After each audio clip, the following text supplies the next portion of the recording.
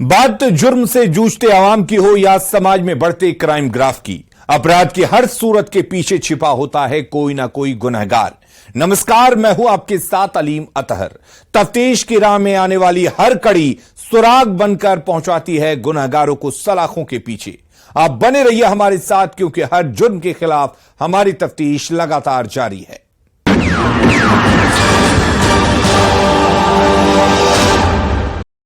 बिहार में एक बार फिर से लॉ एंड ऑर्डर बेऑर्डर हो गया है और बदमाश बेखौफ होकर ताबड़तोड़ गोलियां बरसा रहे हैं। पटना से छपरा और छपरा से समस्तीपुर तक लाशें बिछ गई हैं, जिसे लेकर आम से लेकर खास तक खौफ में है। ये हम इसलिए बता रहे हैं क्योंकि राजधानी पटना में बेखौफ बदमाशों ने जमीन कारोबारी की गोलियों से छलनी कर हत्या कर दी है, जिसमें अपराधियों की गोली का शिकार एक मासूम भी हुई है, जिसके बाद से पटना में आक्रोश की आग धधक रही है। लोग पुलिस की कार्यशैली पर सवाल खड़े कर रहे हैं और कह रहे हैं कि पटना में बदमाश बेखौफ हो गए हैं। जहां बैठकर प्रशासन से जुड़े बड़े बड़े अधिकारी प्रदेश में लॉ एंड ऑर्डर कंट्रोल करने के लिए रणनीति बनाते हैं, पर यहां तो चिराग तले ही अंधेरा है और बदमाशों के सामने पुलिस की रणनीति धाराशायी हो गई है। पुलिस अपराधियों को भगाने के बदले मौका वारदात से मौत का खोखा बटोर रही है, जो खाकी के खौफ को खोखला साबित कर रहा है। देखिए इस रिपोर्ट में, जब दरवाजे पर मौत ने दस्तक दी और पलक झपकते ही फैल गई सनसनी।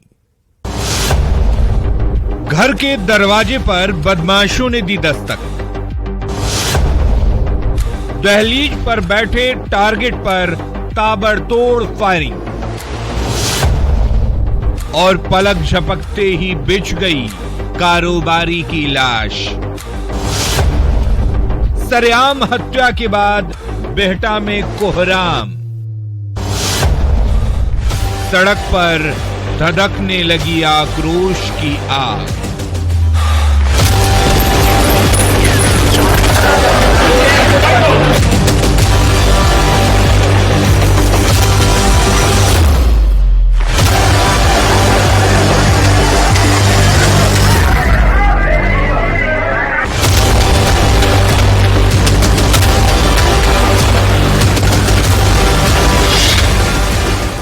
राजधानी पटना की सड़कों पर धधकती ये आग। जमीन पर पड़ा कारतूस का मौत वाला खोखा और खून से लथपथ मौत की आगोश में सोया ये शख्स हत्या की उस खौफनाक वारदात की तस्दीक कर रहा है, जिसे बेखौफ और बेलगाम बदमाशों ने खाकी के खौफ को खामोश करते हुए अंजाम दिया, जिसके बाद पटना के बेहटा में कोहराम मचा हुआ है और पुलिस मौके पर पहुंचकर तफ्तीश कर रही है। कातिलों की सुराग तलाश रही है, पर अफसोस कि अब तक पुलिस के हाथ कोई सुराग नहीं लगा है। अगर कुछ पुलिस के हाथ लगा है तो वो है मौत वाला कारतूस का खाली खोखा, जो पुलिस की सुरक्षा के दावों की पोल खोल रहा है, खाकी के खौफ को खोखला साबित कर रहा है, जिसे बटोर कर पुलिस तफ्तीश की जांच का हवाला देकर अपनी नाकामी पर पर्दा डालने की कोशिश कर रही है, जिसे लेकर देखते देखते लोगों का आक्रोश फूट पड़ा और सड़कों पर आक्रोश की आग धधकने लगी,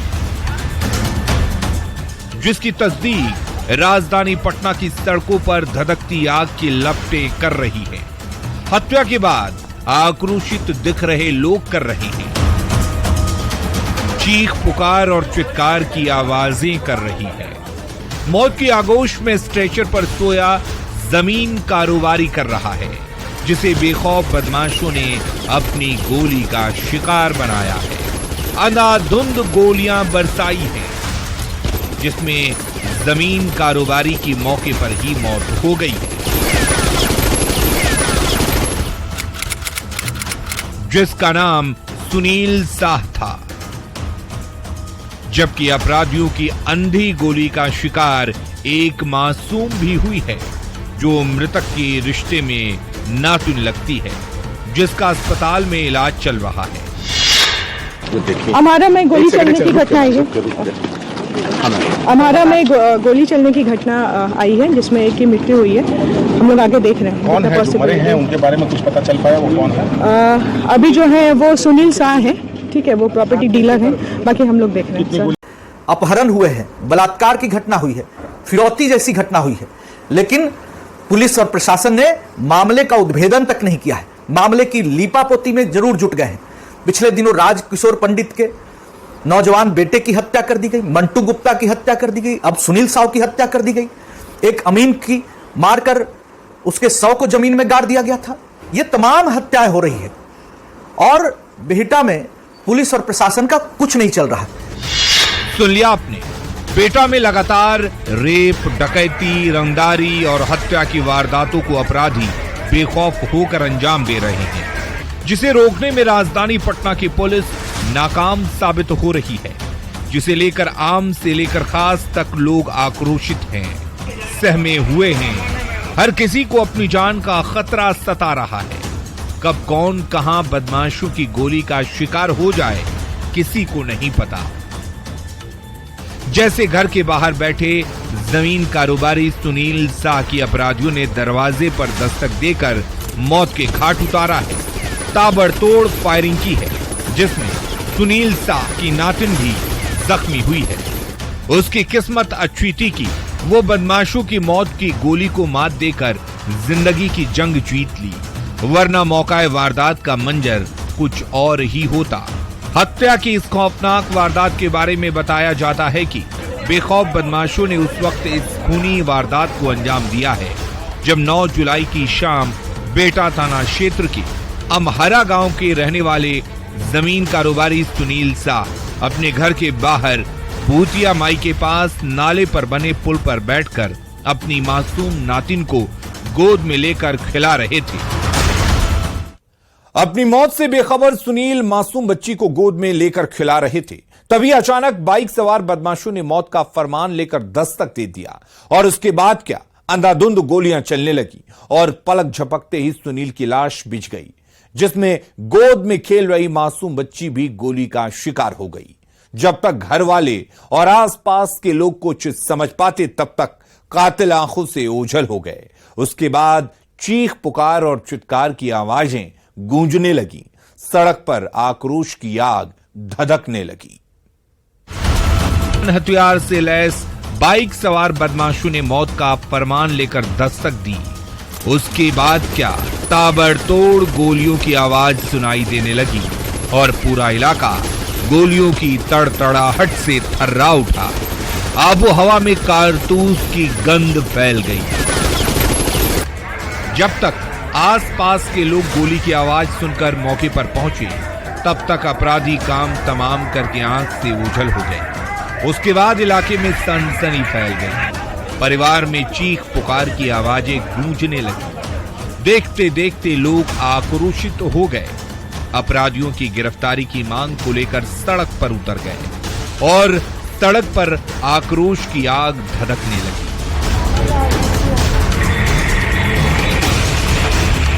खबर मिलते ही बेटा थाने की पुलिस भी मौके पर पहुंची और तफ्तीश में जुट गई। इस दौरान पुलिस को आक्रोशित लोगों के गुस्से का भी सामना करना पड़ा। लोगों ने पुलिस की गाड़ी को क्षतिग्रस्त कर दिया, मौके से खदेड़ दिया, जिसे शांत करने में पुलिस वालों के पसीने छूट गए। घंटों मशक्कत के बाद लोगों का गुस्सा शांत हुआ। उसके बाद पुलिस मौका वारदात पर छानबीन करने लगी।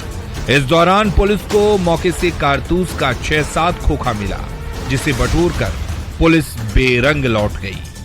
जांच की बात कहकर एक झोपड़ी में बैठे हुए थे, वहाँ पर से आवाज आया, 5-6 पत्थर का आवाज आया, तो वहाँ से हम लोग दौड़ल आए। यहाँ सुने कि सुनील कुमार का गोली मार दिया। सुनील कुमार क्या करता था? बेचारे जमीन के ब्रोकर थे। अब उसको इस हालत कैसा है, कहाँ गया है वो? अभी तो हॉस्पिटल में गए हैं और वो तो पता चला है कि तो डेथ कर गए। यूं का मनोबल इतना बढ़ गया है, इससे ऐसा लगता है कि पुराना स्थिति कायम होते जा रहा है। हम इतना ही कहेंगे, जब डीजीपी भट्टी साहब यहाँ पे आए और जो प्रशासन जब नए यहाँ पे सिस्टम बदला, तो हमें लगा कि बिहार में अपराध रुकेगा, लेकिन जिस तरह से अपराधियों ने यहाँ पे हत्या की, हम इस सरकार से चाहें कि भाई दबाव देकर इस अपराधियों को 24 घंटा में गिरफ्तार करने का काम करे। बीटा में जो घटना घटी है उसके और दिन में करीब शाम के समय जो घटना घटी है और घटना घटने से पहले लाइट कट ऑफ हुआ है, घटना घटने के बाद लाइट आया है, तो ये बेहद ऐसा लगता है जैसे कि इसमें बिजली विभाग का भी इसमें हिस्सेदारी है इस घटना में। तो सब एंगल से जांच करके हम चाहते हैं कि सरकार इस पर तुरंत एक्शन ले। आम से लेकर खास तक प्रशासन को कटघरे में खड़े कर रहे हैं। हत्या के इस खौफनाक वारदात के बाद कई सवाल उठने लगे हैं। सवाल ये कि जमीन कारोबारी सुनील साह की हत्या की साजिश किसने रची? क्या पुरानी अदावत में खूनी खेल खेला गया? क्या सुनील साह की किसी से कोई दुश्मनी थी? क्या जमीन विवाद में सुनील साह का मर्डर हुआ? अगर नहीं तो सुनील साह की हत्या की स्क्रिप्ट किसने लिखी? दरवाजे पर मौत ने कैसे दस्तक दिया? गोली मारने वाले बाइक सवार बदमाश कौन थे? ये वो तमाम सवाल हैं जिसके जवाब बेटा के लोग पुलिस से मांग रहे हैं, जिस पर पुलिस चुप्पी साधे बैठी है। लोग आरोपियों की गिरफ्तारी की मांग कर रहे हैं और पुलिस जांच का हवाला देकर आसपास लगे सीसीटीवी कैमरे के फुटेज को खंगाल रही है। कैमरे पर कुछ भी कहने से बच रही है। जांच का हवाला देकर जैसे हर वारदात के बाद जल्द गिरफ्तारी की बात कहकर अपना पल्ला झाड़ लेती है।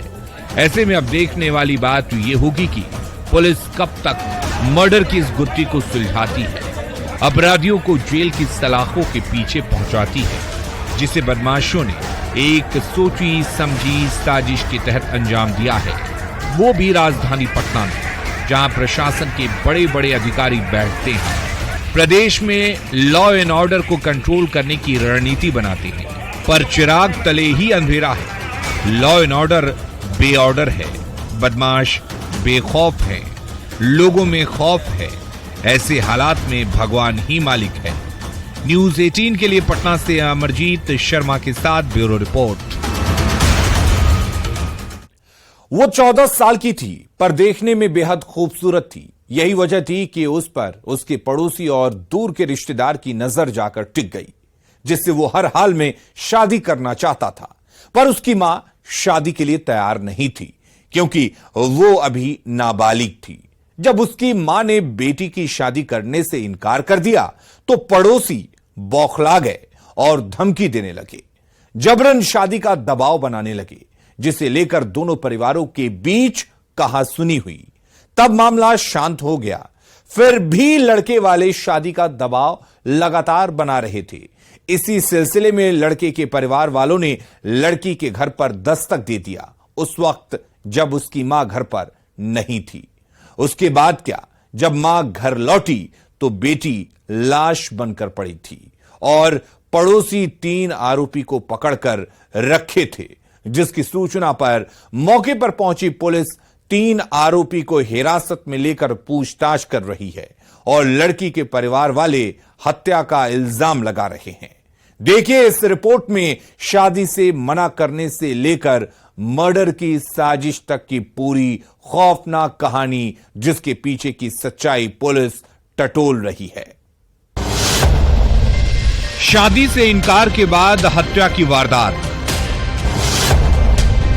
नाबालिग लड़की की घर में मिली लाश। लड़के के घर वालों पर हत्या का इल्जाम। 3 आरोपी से पुलिस कर रही पूछताछ।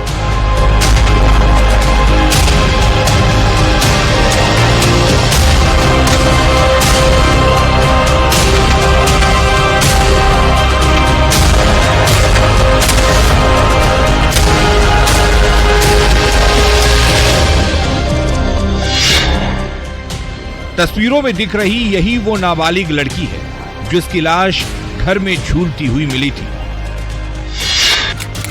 जिसका नाम मुस्कान था, जिसकी उम्र महज 14 साल थी, जिसके बाद से इलाके में सनसनी फैली हुई है। परिवार खौफ ज़दा है और पुलिस लड़की के घर वालों के फर्द बयान पर हत्या का मामला दर्ज करके 3 आरोपियों को हिरासत में लेकर पूछताछ कर रही है। घर में मिली लड़की की लाश के पीछे का सच टटोल रही है, जिसकी तस्दीक घर में पड़ी लड़की की लाश कर रही है, जिसके गले पर जख्म के निशान मिले हैं। जिसके बाद मुस्कान के घरवाले पड़ोस के रहने वाले निजामुद्दीन के पुत्र सिब्बू और उसके परिवार वालों पर हत्या का इल्जाम लगा रहे हैं, जिसके पीछे की कहानी हम बताएंगे। पर उससे पहले मुस्कान के घरवालों ने जो कुछ कहा वो भी सुनना जरूरी है। माँ किसी काम से लिए गई थी, 1 घंटे के लिए घर से बाहर थी वो, और उसकी जो बड़ी बहन थी तो वो गर्भ से थी, तो प्रेग्नेंट थी, तो वो सो रही थी। तो वो लोग आया, लो उस लड़की से कोई बातचीत किया होगा, क्या किया कोई जानता नहीं है। तो लड़की को मार के और उसके क्या बोलते हैं घर में रोड है, रोड से टांग दिया था लोग। जी। तो पब्लिक आके हल्ला गुल्ला हुआ, तो पब्लिक उस जो आरोपी है, तीनों आरोपी को पकड़ के रख रखे। सुन लिया आपने, 3 आरोपियों ने हत्या की इस खौफनाक वारदात को अंजाम दिया है, जिन्हें आसपास के लोगों ने पकड़कर पुलिस को सौंप दिया है। जिसके पीछे की कहानी को समझने के लिए थोड़ा फ्लैशबैक में चलना पड़ेगा। बताया जाता है कि छपरा के मढ़ौरा थाना इलाके के जुधौली के रहने वाले निजामुद्दीन के पुत्र सिब्बू की शादी वहीं की रहने वाली अजमेरी खातून की बेटी मुस्कान से हुई थी, जो दूर के रिश्तेदार भी है। पर मुस्कान की मां शादी से इनकार कर रही थी, क्योंकि मुस्कान अभी नाबालिग थी। उसकी उम्र 14 साल थी, पर लड़के वाले मानने को तैयार नहीं थे, जिसे लेकर दोनों परिवारों के बीच पहले भी विवाद हो चुका था। तब भी मुस्कान की मां अपनी बेटी की शादी करने को तैयार नहीं हुई थी, पर लड़के के घर वाले शादी का लगातार दबाव बना रहे थे और धमकी दे रहे थे कि अगर शादी सिब्बू से नहीं हुई तो हम लड़की की शादी कहीं और नहीं होने देंगे। इसी सिलसिले में 9 जुलाई को सिब्बू का परिवार मुस्कान के घर पर आ धमका, और उस वक्त मुस्कान की मां अजमेरी खातून घर पर नहीं थी। मुस्कान और उसकी बहन थी जो गर्भवती थी। उसके बाद मुस्कान के साथ सिब्बू के परिवार वालों की कहासुनी हुई और बात में विवाद इतना बढ़ गया कि सिब्बू के परिवार वालों ने मुस्कान की हत्या कर दी और शव को घर में लोहे के रॉड से लटका दिया। जिसके बाद पड़ोस के लोगों ने मौके पर पहुंचकर 3 आरोपियों को पकड़ लिया और पुलिस को खबर की। इतने में मुस्कान की मां अजमेरी खातून भी आ गई। जब वो घर में दाखिल हुई और बेटी का शव देखा तो उसके पैरों तले जमीन खिसक गई और पुलिस आरोपियों को हिरासत में लेकर पूछताछ करने लगी। इस दौरान मौके पर मौजूद लोगों के साथ पुलिस की तीखी बहस भी हुई।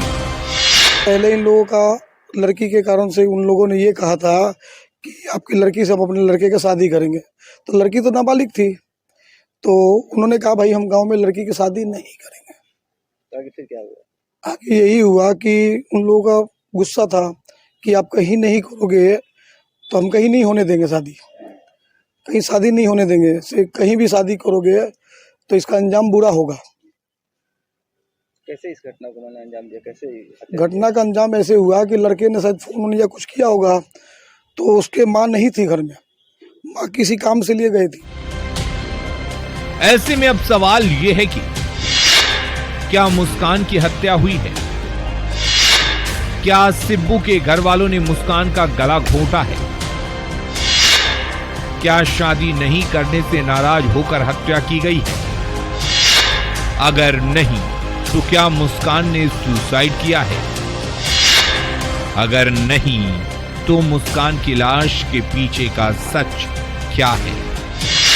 फिलहाल पुलिस इन्हीं सवालों का जवाब तलाश रही है और 3 आरोपी को हिरासत में लेकर पूछताछ कर रही है, ताकि मुस्कान की लाश के पीछे का सच सामने आ सके।